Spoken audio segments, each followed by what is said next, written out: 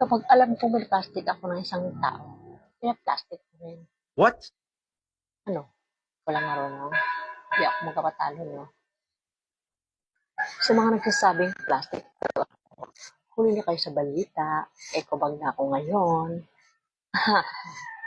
Kung wala kang magandang masabi sa ibang tao, just shut the fuck up.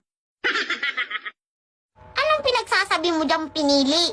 Eh di ba inagaw mo yan? Nagka-amisya ka ba? Raulo? Uy, be, alam mo hanga ako sa'yo. O bakit? Kasi kahit hindi pa ako successful sa buhay, naiinggit ka na.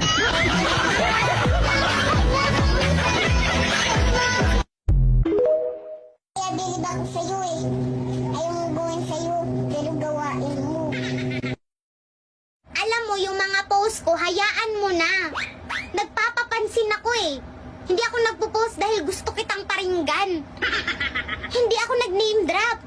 Huwag mong saluin. Papiling main character ka. Kakaantay mong makarma sila, mas lalo pa silang umasenso. Dapat mag-focus ka sa sarili mo. Kung paano ka magsasucess, kung paano ka mag-grow, kung paano ka magka-character development. Hayaan na natin sila.